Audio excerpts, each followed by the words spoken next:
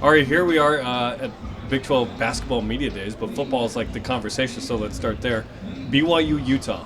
What did you learn about the Cougars in that big win for BYU on Saturday? I mean, how much has Bear Bachmeier grown in such a short period of time? It's incredible. I mean, he's not what he's doing right now. He shouldn't be doing. Let alone any 19-year-old that was playing high school football last year. Let alone the fact that he was in Palo Alto in spring ball. I mean, it's amazing. I think it's funny to think about how much stuff has shifted when you think about going into the offseason, all the expectations around this program. They had 2 losses last year. They were dominant, double-digit wins, and the team is so loaded. And then when the Retzloff stuff comes down, it's like, oh no, what is this going to do to the team? It's just like the perfect timing, the perfect situation. You never think about how much, Torrey Taylor, the coach leaving, getting fired at Stanford, how much of an impact that would have, across the Big 12. But David Bailey goes to Texas Tech, and he's dominating on the edge, and Bear Bachmeier now, how incredible. But I think we saw 2 really good teams that were very evenly matched. And for me, I picked Utah because I thought experience at the quarterback position would win out. And Bear keeps proving people wrong. It's incredible. And it's weird because it's like, how do you manage those expectations of, like, he's still 19 and a true freshman, he's going to make mistakes, versus like going undefeated and all these big, huge thoughts, I mean, because if they have a loss, it'll feel like the worst thing ever. And it's like, that's going to happen with a 19-year-old true freshman, Yes. Only 4 true freshmen have ever won 10-plus games since 2000. I mean, he might be the 5th if they go 3-2, which is crazy. At Iowa State, bye week, at Texas Tech, TCU, at Cincinnati, UCF. I mean, that's tough. I'm still of the opinion that BYU probably loses multiple games. But what have you seen from them that makes you think there's a chance they could get to Arlington? Well, and like, if they lost a couple games, like, that's completely reasonable. They have a true freshman Tell quarterback. Tell them people, because some BYU fans don't believe me. I mean, and it's weird because, like, of course you should expect and want and cheer for your team to be undefeated and expect that they're not going to lose, but like, the expectations for a true freshman quarterback are insane right now. Yeah. I mean, that's the reality of the situation, to where you expect them to lose games because, like, he was playing high school football last year. He was on that yellow bus. This is insane. Yeah. So, but I mean, they're loaded, and I think, coming into the season, I think there were some things where it's like, oh man, is this repeatable? Like the turnovers from last year, but not just the turnovers, but the points that the defense scored, the points they got from Kingston on special teams. You're wondering, like, are those things that will translate year over year? And they have. I mean, Jay Hill, they're every bit aggressive on defense as they were last year.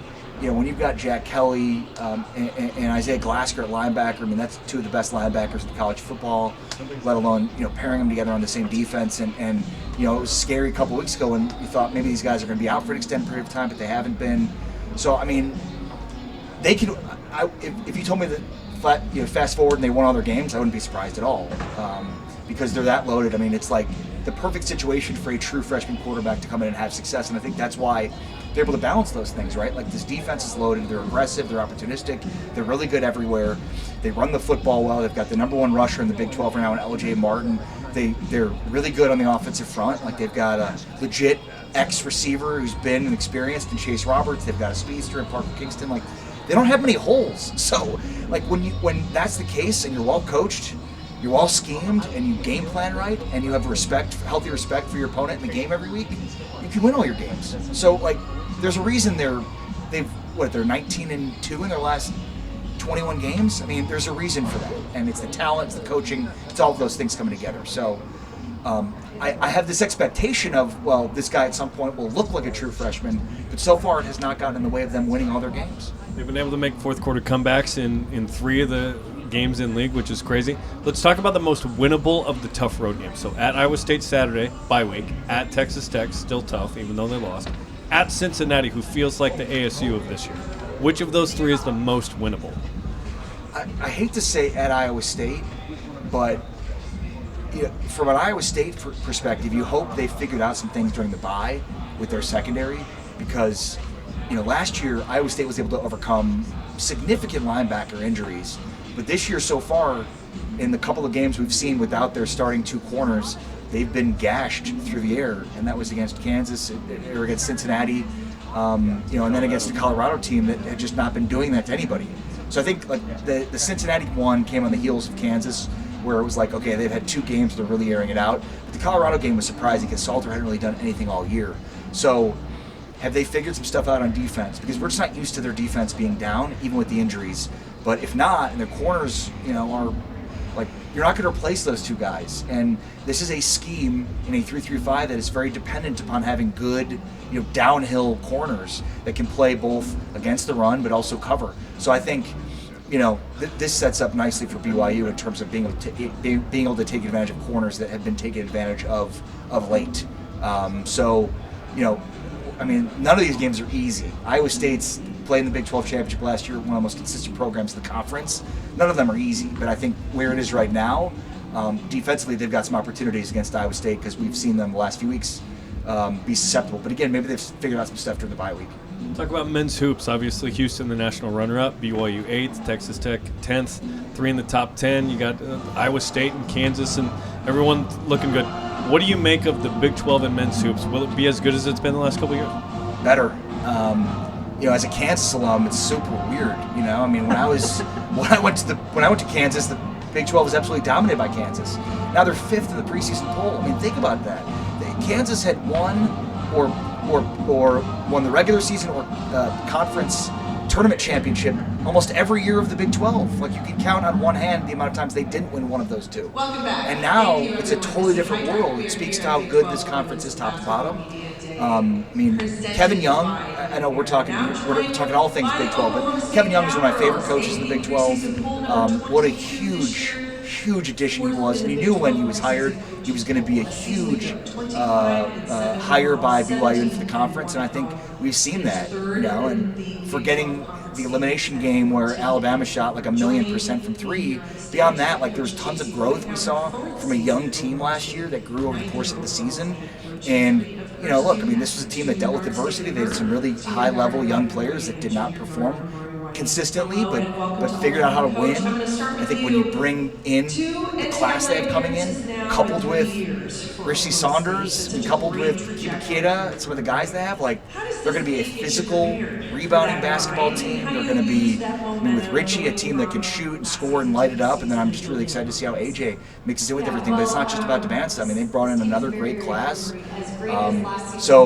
Houston's at the top, obviously having won the Big 12 2 straight years, playing for a national championship. And then, Texas Tech, I thought, if healthy, would have been a Final Four team last year. They're as good, if not better, than they were this year. I think all these teams are improved. Houston's better. Texas Tech's better. BYU is better. That just doesn't happen, and especially in a world where BYU lost two high-level players and one to the NBA. It's tough to rebound like that. So I think all the teams that we just mentioned, the top 5, 6 of this conference, are all better, which says the conference is considerably better this year. Can't wait for it. Talk to me about Darren Peterson and AJ Devanza. I wish they would have thrown the Matrix out the window and had him play twice. We just have the one in Lawrence, but that's going to be fun. Yeah, you're right. And, it's funny because Devanza's the guy that feels like that gets all the headlines, and Peterson's sort of under the radar, especially from a Kansas fan's perspective. It's everybody knows about Devanza, then you're like, yeah, there's this guy Darren Peterson. You're like, huh? Who's that? But everything you hear from folks that have watched scrimmages or practices with Kansas, and he's the real deal. I think the difference here is Devanza enters a situation where there's just a lot more scoring and experience on that roster than what Kansas has right now.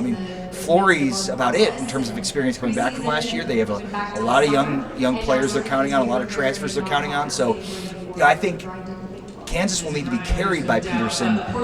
When you've got Richie Saunders back, you don't have a need for Devanza to have to carry you in the way that I think Kansas will be carried by Peterson. So, but I'm sure there was going to be stretches and times where BYU will lean on Devanza to carry them, and he'll be capable of it. I just think Kansas will be the opposite, where they're going to have to let their depth evolve. I think it's why they're preseason 5th. I think it's why they're as low as they are in the top 25.